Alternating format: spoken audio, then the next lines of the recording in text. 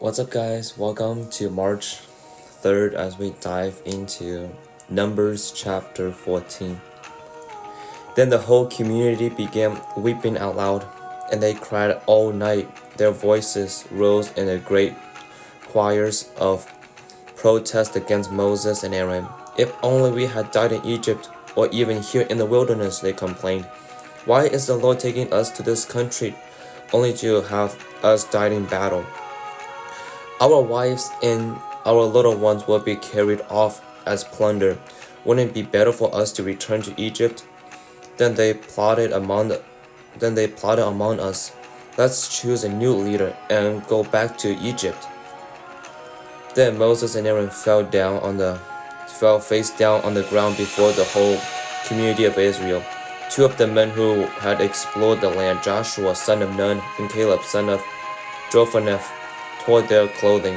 They said to all the people of Israel, "The land we traveled through and explored is a wonderful land, and if the Lord is pleased with us, he will bring us safely into that land and give it to us.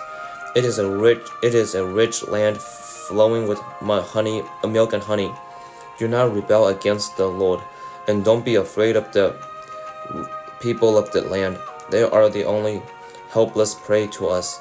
They have no protection, but the Lord is with us. Don't be afraid of them." But the whole community began to talk about stoning Joshua and Caleb. Then the glorious presence of the Lord appeared to all the Israelites at the tabernacle, and the Lord said to Moses, "How long will these people treat me with contempt? Will they never believe me, even after all the miraculous signs I have done among them? I will disown them and destroy them with a plague. Then I will make you into a nation greater and mightier than they are." But Moses objected. "What will the Egyptians think when they hear about it?" He asks the Lord. They know full well the power you displayed in rescuing your people from Egypt. Now if you destroy them, the Egyptians will send a report to the inhabitants of this land, who have already heard that you live among your people. They know, Lord, that you have appeared to your people face to face, and that your pillar of cloud hovers over them. They know that you go before them in a pillar of cloud by day and a pillar of fire by night. Now if you slaughter all these people with a single blow, the nations that have heard of your fame will say, 'The Lord will not be able to bring them into the land he swore to give them.' So he killed them in the wilderness. Please, Lord, prove that your power is as great as you have claimed. For you said, 'The Lord is slow to anger and filled with unfailing love, forgiving every kind of sin and rebellion. But he does not excuse the guilty. He lays the sins of the parents upon their children. The entire family is affected, even children in the third and fourth generations. In keeping with your magnificent, unfailing love, please pardon the sins of this people, just as you have forgiven them ever since they left Egypt.' Then the Lord said, 'I will pardon them as you have requested, but as surely as I live, and as surely as the earth is filled with the Lord's glory, not one of these people will enter that land. They will have all seen my glorious presence and the miraculous signs I have performed both in Egypt and in the wilderness. But again and again they have tested me by refusing to listen to my voice. They will never even see the land I have sworn to give their ancestors. None of those who have treated me with contempt will see it. But my servant Caleb has a different attitude than the others have. He has remained loyal to me, so I will bring him into the land he explored. His descendants will possess their full share of that land. Now turn around and don't go on toward the land where the Amalekites and Canaanites live. Tomorrow you must set out for the wilderness in the direction of the Red Sea." Then the Lord said to Moses and Aaron, "How long must I put up with this wicked community and its complaints about me? Yes, I have heard the complaints the Israelites are making against me. Now tell them this, as surely as I live, declares the Lord, I will do to you the very thing I heard you say. You will all drop dead in this wilderness because you complained against me. Every one of you who is 20 years old or older and was indeed in the registration will die, and was included in the registration will die. You will not enter and occupy the land I swore to give you. The only exceptions will be Caleb, son of Jephunneh, and Joshua, son of Nun. You said your children would be carried off as plunder. Well, I will bring them safely into the land, and they will enjoy what you have despised. But as for you, you will drop dead in this wilderness, and your children will be like shepherds, wandering in the wilderness for 40 years. In this way, they will pay for your faithlessness until the last of you dies in the wilderness. Because your men explored the land for 40 days, you must wander in the wilderness for 40 years, a year for each day, suffering the consequences of your sins. Then you will discover what it is like to have me for an enemy. I, the Lord, have spoken. I will certainly do these things in every member of the community who has conspired against me. They will be destroyed here in the wilderness, and here they will die. The 10 men Moses had sent to explore the land, the ones who incited a rebellion against the Lord with their bad reports, were struck dead with a plague before the Lord. Of the 12 who had explored the land, only Joshua and Caleb remained alive. When Moses reported the words of the Lord's words to all the Israelites, the people were filled with grief.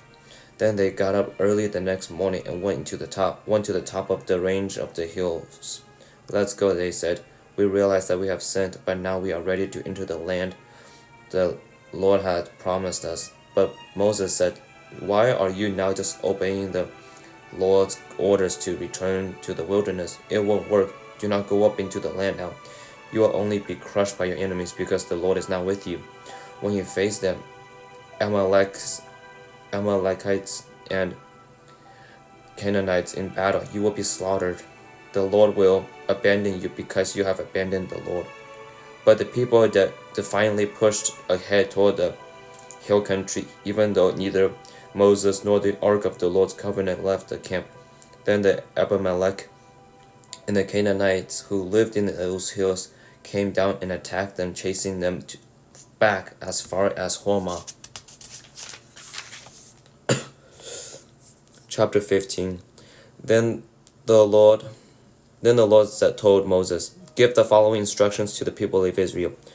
When you finally settle in the land I am giving you, you will offer special gifts as a pleasing aroma to the Lord. These gifts may take the forms of a burnt offering, a sacrifice to fulfill a vow, or a voluntary offering, or an offering at any of your annual festivals, and they may be taken from your herds of cattle or your flocks of sheep and goats. When you present these offerings, you must also give the Lord a grain offering of 2 quarts of choice flour mixed with 1 quart of olive oil. For each lamb offered as a burnt offering or a special sacrifice, you must also present 1 quart of wine as a liquid offering. If the sacrifice is a ram, give a grain offering of 4 quarts of choice flour mixed with 1/3 of a gallon of olive oil, and give 1/3 of a gallon of wine as a liquid offering. This will be a pleasing aroma to the Lord. When you present a young bull as a burnt offering or a sacrifice to fulfill a vow or as a peace offering to the Lord, you must also give a grain offering of 6 quarts of choice flour mixed with 2 quarts of olive oil, and give 2 quarts of wine as a liquid offering. This will be a special gift, a pleasing aroma to the Lord. Each sacrifice of a bull, ram, lamb, or young goat should be prepared in this way. Follow these instructions with each offering you present. All of you native-born Israelites must follow these instructions when you offer a special gift as a pleasing aroma to the Lord. And if any foreigners visit you or live among you and want to present a special gift as a pleasing aroma to the Lord, they must follow these same procedures. Native-born Israelites and foreigners are equal before the Lord and are subject to the same decrees. This is a permanent law for you, to be observed from generation to generation. The same instruments and regulations will apply both to you and to the foreigners living among you. Then the Lord said to Moses, give the following instructions to the people of Israel. When you arrive in the land where I am taking you, and you eat the crops that grow there, you must set some aside as a sacred offering to the Lord. Present a cake from the first of the flour you grind, and set it aside as a sacred offering as you do with the first grain from the threshing floor. Throughout the generations to come, you are to present a sacred offering to the Lord each year from the first of your ground flour. But suppose you unintentionally fail to carry out these commands that the Lord has given you through Moses, and suppose your descendants in the future fail to do everything the Lord has commanded through Moses. If the mistake was made unintentionally and the community was unaware of it, the whole community must present a young bull for a burnt offering as a pleasing aroma to the Lord. It must be offered along with its prescribed grain offering and liquid offering, and with one male goat for a sin offering. With it, the priests will purify the whole community of Israel, making them right with the Lord, and they will be forgiven. But for it was an unintentional sin, and they have corrected it with their offerings to the Lord, the special gift and the sin offering.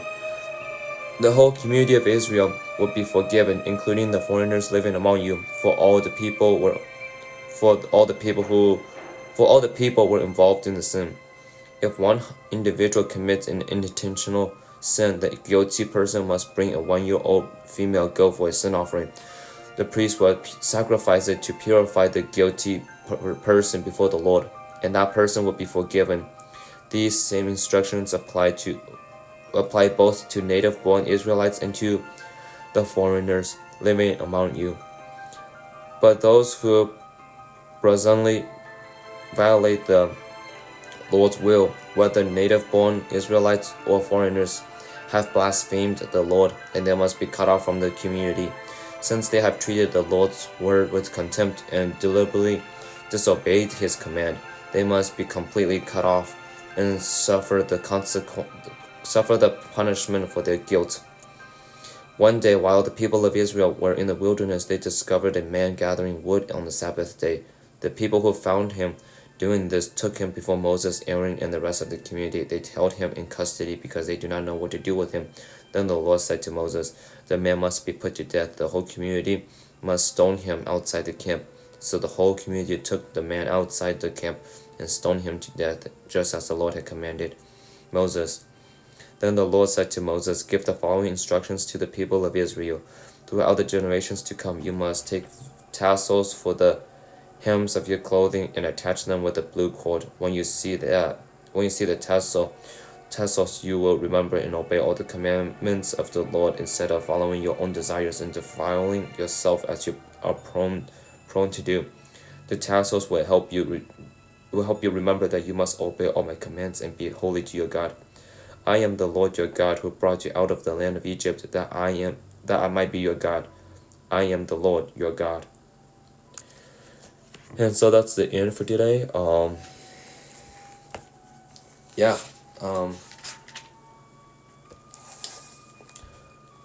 As I was trying to read, trying to see what kind of stood out to me, one of the things that stood out to me is, when the community keeps complaining to God, they wish that they have died in Egypt and just suffered, in battle. With that, it's like, and Aaron, with them complaining about the new people that they're gonna have to face, that they think that those new new people who inherit the land back then are gonna come and destroy them all. But Caleb saying, but Caleb and Joshua said, "The land we traveled through, explored it, is a wonderful land, and if the Lord is pleased with us, he will bring us safely into that land and give it to us. It is a rich land flowing with milk and honey. Do not rebel against the Lord, and do not be afraid of the people of the land." That's verses 7 to 8 of chapter 14. And so with that, it's like, for me, something as I was reading that, I realized like how sometimes God has blessed us with this thing, with whatever it may be, either with be resources, with friends, with money, whatever it may be. He has it laid in front of us. All we have to do, guys, for me, is to take and accept the gift that the Lord has given us. Because it's like, and then like, yes, even though gifts are amazing to us and we should accept it, do not expect those gifts to be flawless. Do not expect your new situation to be flawless, because I feel like in every situation you're gonna face trials. And so with that, it's like, I don't think it's appropriate for us to be complaining to God about the way He treats us when we are literally the one who decides to reject His blessings. We are blinded by our own sufferings. We are blinded by our own fleshly desires, that God literally lays out the blessing right in front of our eyes, and then we reject that. That God's like have to basically take the blessing away from us because we didn't want it. And so like whenever we ask for a desire, whenever we ask for blessings, whenever we ask God to help us in certain situations, be aware of His situations. And I understand that could be really hard sometimes, to know the presence of God. But it's just like, realize like, when something good is being offered to you, that is holy, that is appropriate, that is from a godly standpoint, accept it. Don't reject it, because once you reject the things that you have been praying for, it's not gonna be there forever. God has to take it away sometime, because He's not gonna spoon feed it into your mouth. You have to feed it yourself. So if you don't want it, I feel like God's just like, okay, well, you made your choice of not taking it, so why am I still laying it out in front of you? And so He takes it away. And so as a punishment for their evil deeds of their complaining, God, this is actually interesting. So like in verses 25 of chapter 14, where it says, "Now turn around and don't go on toward the land where the Amalekites and Canaanite lived. Tomorrow you must set out for the wilderness in the direction of the Red Sea." And so with that, it's like I believe it's speaking like, like a literary form. Say like they did actually go back towards the Red Sea, but like if I think he's also using that as like a symbolism to show like, with the Israelites complaining about God, about the current situations that they're in, and like how they wish they were back in Egypt, where their life was much easier and much less stressful, even though it is still really stressful. It just reminds me, like when I read that verse, it's just like, if we cannot accept the changes that God is bringing into our lives, accepting the gifts that God brings into our lives, if we do not want to accept that and still complain to God and tell God how like our lives were much better in the past, I think God's gonna allow us to say, like, I think God's like, okay, you don't want this gift, that's fine. I'm not gonna like I said, I'm not gonna spoon feed you the gift. You don't want it, let me take it away. And since you so desire for your old past life, I'm gonna give that into you. I'm gonna let you do that. So why don't you go and live your life before you accepted me, before I helped you, before I made my presence known to you. That's the thing about God, is like God gave us free will, and we could choose what we want to manifest in our life. Are we gonna manifest, or like I don't know if manifest is the right term. It's like, are we gonna accept the new blessings that God is gonna bring to us, even if it means there's gonna be hard times that's gonna be brought upon us? Or are we going to complain to God saying we don't want this because it's so hard on us, that we prefer our old lives? and we just go back to our old ways. It's like for I don't know. I'm trying to give an example. Let's say I lied, right? To get an A, and like God's discernment kicks in, saying like, David, you should not have done that. You should not have lied to your friend about a certain thing. But then I would say like, well, I don't want to hurt the other person, and it actually benefited me more. Everybody got benefited through this lie, and I feel like God would say like, okay, if you have zero sense of guilt in that, I'm gonna let you fall into your guilt. So then, next time when I do the same thing, like lied again, my discernment is not there as strong because I've rejected the discernment that was given to me beforehand, the first time, because I decided to go about it on my own ways, and then history repeats itself again, and then I just start to feel more comfortable to live in my sin, live in ways that's dishonoring to God. Then there'll be at a point where like I go back to my old life of living with dishonesty. Then I would not have any sense of shame because I'm so used to living in the dark. I'm so used to lying and tricking people that it does not bother my spirit anymore. And that's something that we need to be aware of. Like that's something that's very concerning that I think we should all take very seriously. Is that if when we do something that's dishonoring to God and we feel no convictions about it, then it probably means like the Holy Spirit is not with us and stuff, which is unless you're not a believer, unless you don't believe in God, then I guess you can do whatever you want to do. But yeah, so after sinning, after complaining to God, after God literally gave the command of saying like people who are 20 years or older cannot enter the promised land. They are this group of people who they literally like in verse 40 of in verse 40 chapter 14 where it says, we realize that we have sinned, but now we are ready to enter the land that the Lord has promised us. It's like, oh, now you want the promised land? Now you want now you want it?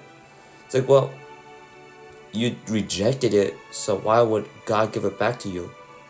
And not only that, but like, it's already dishonoring enough for you to reject the gift that God has given you. But you are dishonoring God even more by dishonoring His commandment when God literally just said, nobody who's older than 28 years or older may enter the promised land, and you try to force your way into the promised land. It's like I don't think you can just. This is the thing, like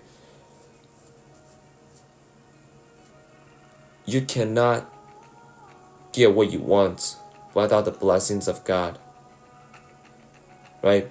Because like God blesses you, then you know what you're getting is good and flourishing. It produces fruit. But if you try to force your way into it, it produces bad fruit. It makes you even worse of it. It makes you as a person a much worse person and stuff. And so like, why should God allow us to keep disrespecting Him and expecting? Okay, let me rephrase this.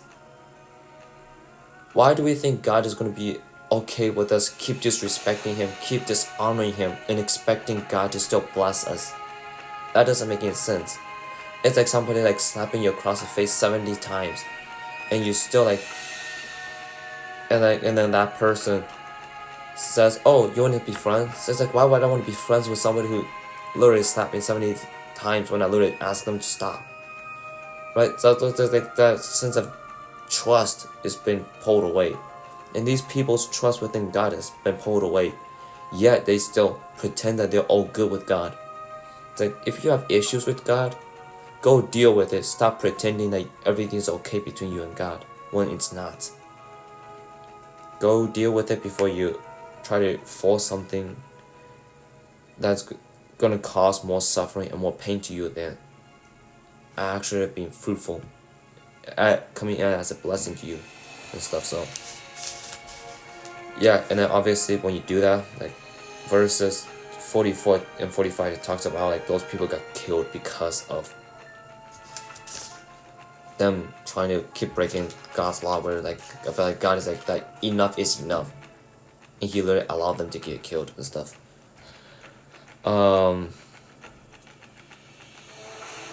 And verses 5, like Numbers chapter 15 verses 39, where it talks about the tassels on the Israelites' clothing as a symbolism to try to have them follow the rules that's given to God. So like I think the reason why God sets these rules is because if there's no rules set for us to follow, then we would always listen to our flesh desires, our own desires, and our own selfishness.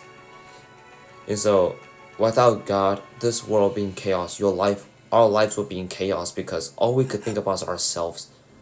All we could think about is like, how can we take advantage of another person? How can I live the most comfortable life as I possibly can at the expense of others? And so like that's why God has rules. It's so that because He knows that we cannot be trusted. We can't even trust ourselves to make the right choices and things. So yeah. And that tassel is also reminders like I am like the God that I worship. That it's a symbolism to other people, showing that this person follows God, this person desires to have a relationship with God. But it also is a way to hold them accountable, saying, the things that you're doing, are you doing it in a way that's honoring to God or not? So yeah, other than that, that's kind of what I've kind of taken out of from today and stuff. So may you guys go and walk with God.